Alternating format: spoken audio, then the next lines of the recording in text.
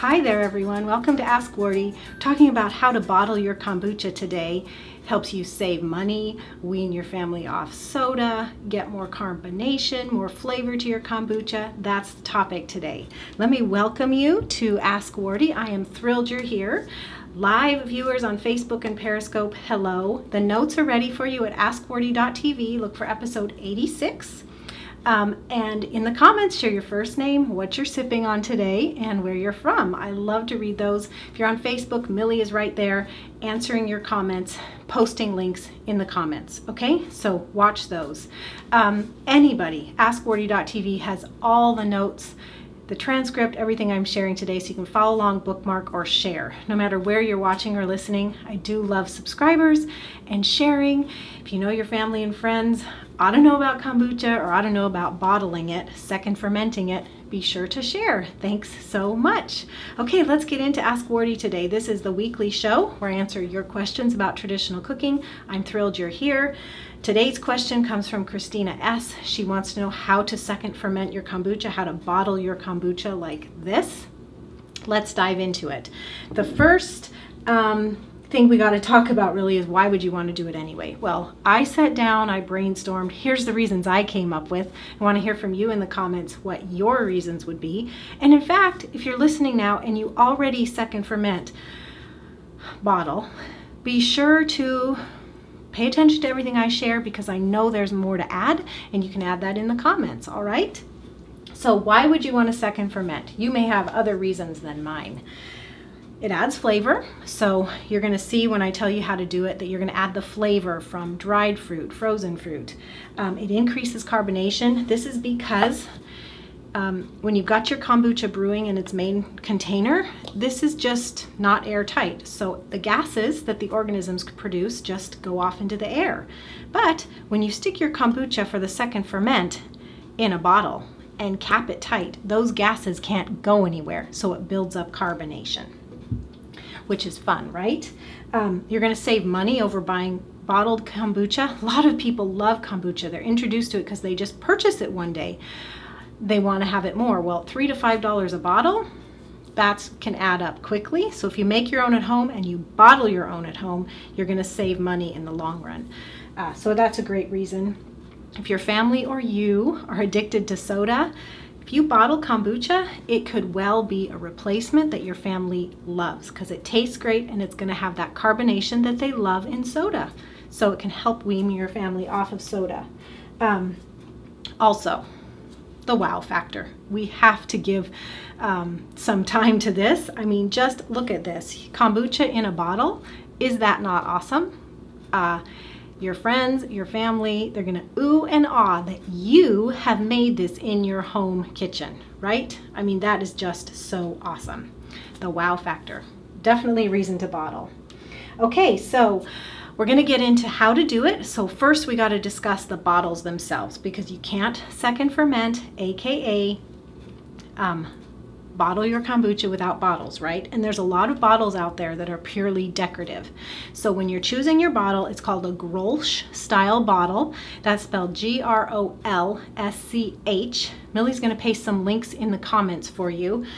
You need Grolsch style bottles that are actually strong, not just decorative. So when you're shopping, and we do have some links at askwardee.tv or below this video or recording, we have some links of bottles that we have tested that we know to be true. But when you're shopping, if you're purchasing new, make sure that it says that they are tested or that they work for brewing beer or kombucha, because you want to make sure that they're strong.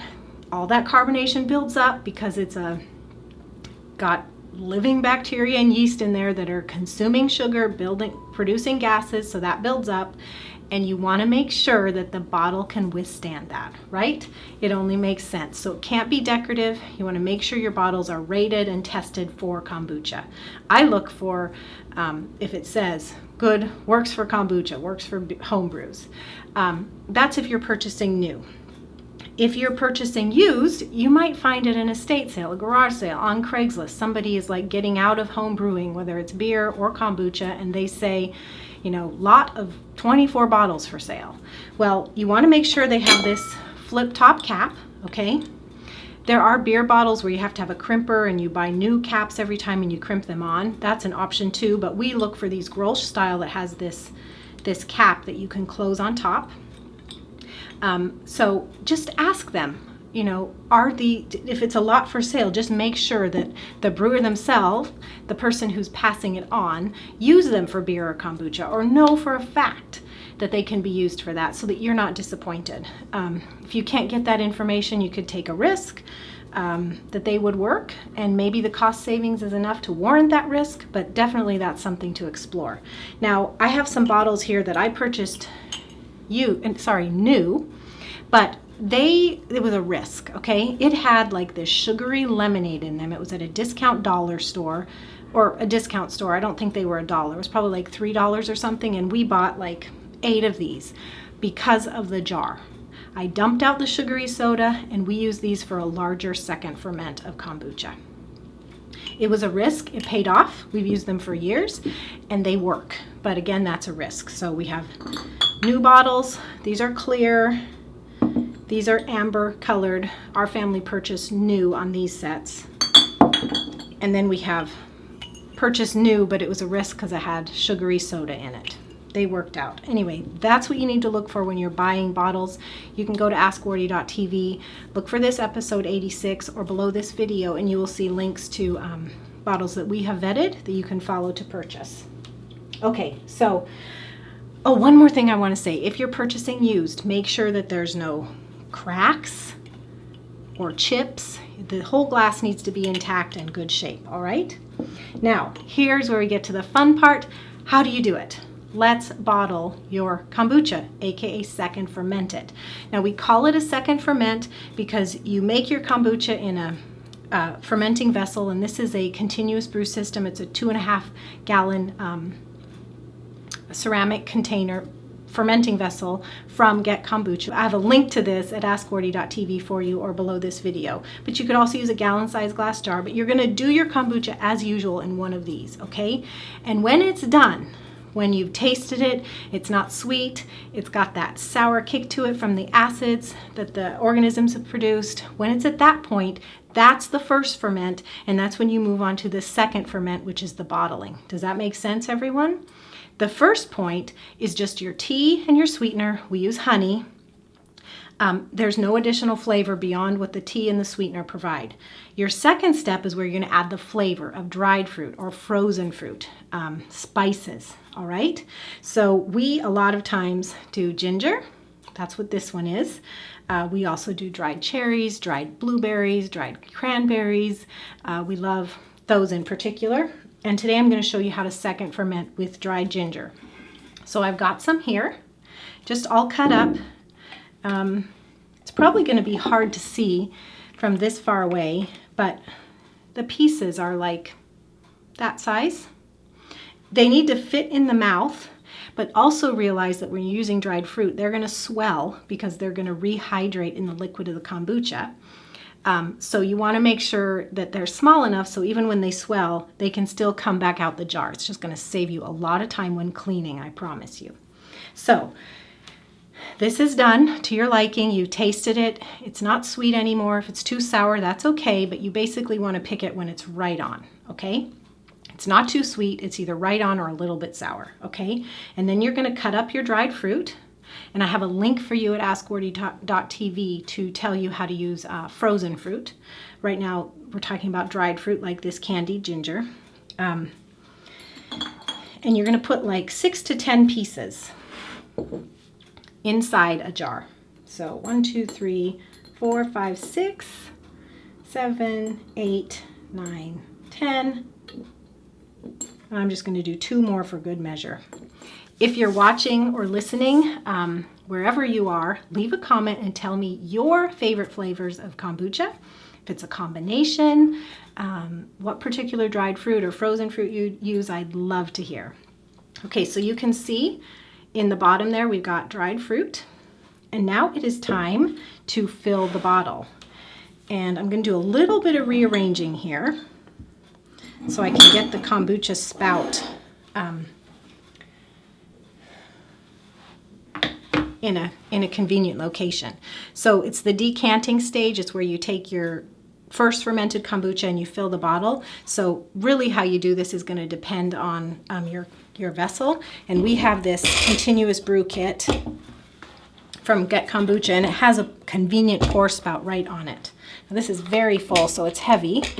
Of course, I don't want to drop or tip it. So, all right, so I've got that revealed, and I'm going to fill to within 1 inch of the top of this jar. You have to leave room for carbonation to build up, for the fruit to swell, and just, you know, you want to safe ferment. You don't want explosions or whatnot, so leave some room, like 1 inch, okay?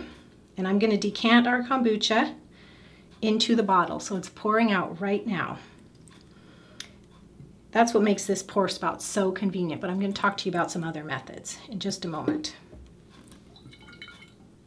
And I'm going to give you a tip. When you stick your kombucha on the pour spout, make sure that it's not, that the pour spout is not fully in there to create a complete seal, because it's just like creates a vacuum.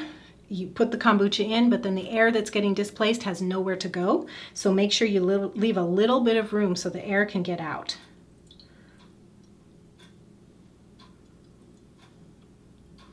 This is the safe and easy but kind of slower method. And I love using these clear jars because you can really see the beauty of the kombucha, the beauty of the fruit. And that's why I've turned to purchasing and using clear jars. So you can see I've got it like to there. These jars have a handy, like the shoulder of the jar, the neck of the jar actually changes. So I just go for that line right there, and that's where I fill it. And I'm talking in terms of me, but I've got to say that our teenage son is really the one who's in charge of the kombucha. So before I got on here today, I was like, okay, Micah, tell me exactly what you do. He was a little too shy for the camera. He just doesn't care for it. So my invitation for him to join us was declined, but he did give me all his tips. All right, so here it is, and then cap it, which means put the cap on, and if you've assembled the bottle correctly, then it's just a matter of pressing this down, which does take some strength. All right, so now there it is. It's bottled. It's not second fermented yet.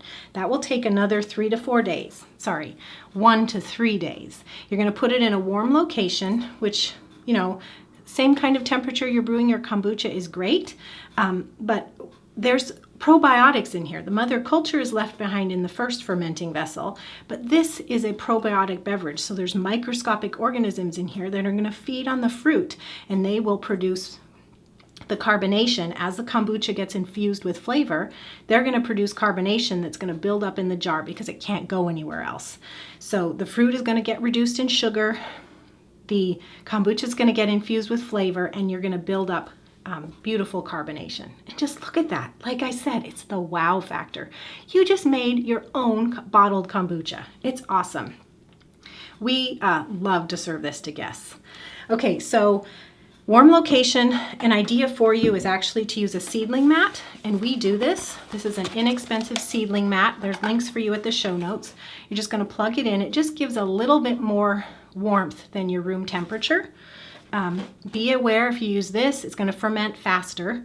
Our range is 1 to 3 days, but if you're using something like this, it's maybe going to be more toward 1 day. Again, this is a probiotic beverage. The organisms are feasting on the sugar, and the longer you let it go, the more of a sugar reduction you have. This candied ginger is a sugar source. So, you know, it'll get more sweet, but then it'll reduce from the probiotics eating the sugar. So we really do 1 to 2 days for an ideal taste. And by putting 1 to 2 days on a seedling mat. And then when your kombucha has fermented, like this one has, it's been on a seedling mat for 2 days, then it goes into the refrigerator. You can't feel it, but this came out of the refrigerator. You can see the condensation that happens when something cold comes to room temperature, but this is chilled. And this came out of its second ferment like about a week ago. It's just been in the fridge waiting for someone to drink it, which I'm going to do in a moment. Okay, I want to talk to you about a couple more notes on this process. So methods of decanting. You saw using a continuous brewer with a spout, how easy it was to decant. But if you have a gallon-sized glass jar, you can transfer your kombucha like into a glass measuring cup and then use that to pour into your bottles. Always remember to leave 10% of the finished kombucha behind in your main vessel because you need that as a starter liquid for your next batch. You can also, this is left over from science class, if you homeschool your kids or you remember from science class, remember how liquid always finds the lowest point? Well, you can use food-safe plastic tubing. You can stick one end in your brewing container, first ferment brewing container, the other end in your bottle, and whichever of these ends, this one and this one is lower, that's where the liquid's going to go. So you can fill your bottles really fast. You can also overfill them very easily. So play around with this if you want it. My son actually does it, and he's gotten quite good at it, but still overfills sometimes. But he likes it because it's faster than using the spout. So you have those ways to decant. A couple other things. So actually one other thing is the flavor, I guess you'd say, the sour factor of your kombucha. So once you're in the bottle, you're kind of committed, okay? Because if you open to taste, you can lose your carbonation quickly. So doing a second ferment is this process of getting in tune with the seasons, like what's your room temperature and how fast do you get to the flavor you want in the summer versus the winter. You may have to do a couple batches, a different volume of fruit, a different number of days to really fine tune your process. Don't be dismayed if it doesn't turn out every time. I'm going to tell you in just a moment how to redeem your kombucha, but I want you to be aware that it's not as easy to taste this and see if it's right as this. Because if you open this, you lose your carbonation. You can close it back up and build up carbonation again, but let's say it's been fermenting, second fermenting for a couple days, so you've got 2 days worth of carbonation built up. Well, you lose that, okay? If you open, you have to kind of start over. Some will be kept, but not all of it. So it's just a process. If you do decide, okay, I'm going to go 2 days on this second ferment, you open your kombucha and you find out it's too sour, or you open it and find out it's too sweet still. Well, close it back up and keep fermenting if it's too sweet. If it's too sour, move it to the refrigerator to preserve the carbonation it has, or keep it in the refrigerator, presumably it's already there, to preserve, the state that it's in so it doesn't ferment further.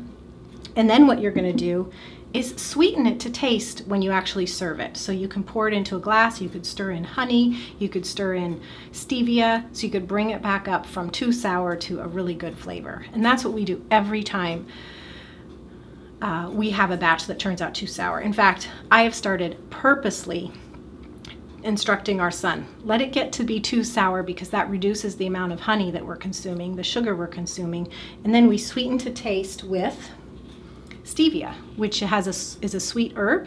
It has a sweetness like sugar, but it's not sugar, so it doesn't have the calories or sugar. Our bodies don't have a sugar response to this. Okay, so that's kind of what you have to play with, and how to handle if it's too sour. Now, I want to show you what it's like, okay? Now, sometimes you're going to open this and it's going to bubble over, and so always open it in a fridge, in a sink. I'm not in a sink right now, so we'll see. Sometimes it's going to have a delayed bubbling over carbonating effect. Sometimes it just might be flat. Just be okay with that. It's a beautiful process, and sometimes you nail it and sometimes you don't quite, but it's okay, all right? So let me move these out of the way so that you can see how this bottle of kombucha turned out. I've got a glass here, and it's from a batch that I already know is not like bubbling over instantly, but you can see the bubbles as I pour into the glass. And it sometimes it'll have a nice pop, sometimes not. We'll see what this one does. Did you hear that? That was a nice pop. Oh, and it's bubbling over. So there you go. You can see we've got some nice bubbly kombucha for this one. Even though it's spilled, Isn't that a better outcome? I mean, you can see how awesome that is. Oh, I'm going to enjoy this glass. I wish you all could taste. What would I say? Here's a toast to all of you. I would love to hear from you. If you get into bottling your kombucha, what flavors you love, your tips to share with the wider community of Ask Wardee listeners who are learning about kombucha too. We have been doing a great series on kombucha. So past weeks I've talked about, can you do honey? How do you split your SCOBY? How do you prevent too sour kombucha? So you can check out all those past episodes by following links with this episode. And remember, if you love fermenting, you do need to grab my free fermenting formulas cheat sheet. It's a cheat sheet where I go through different kinds of ferments, salsas and relishes and krauts, and I give you formulas for, you need this much salt, you need this much chopped up vegetables, and here's how long to ferment in a quart-sized jar. So really easy formulas for you to create safe to eat and delicious ferments with the fruits and vegetables you have on hand. That's at tradcookschool.com/ferment sheet. Ferment sheet is all one word. You can also look with this video for a link to that. I love your questions for Ask Wardee, so please keep them coming. There's instructions at askwardee.tv to submit your questions. You can also tweet me. My handle is at tradcookschool. Include the hashtag AskWardee. You can also email me, Wardee, Wardee, at askwardee.tv. And as always, thank you so much for being here. Here's to you. God bless you, and enjoy your kombucha. Bye-bye, everyone.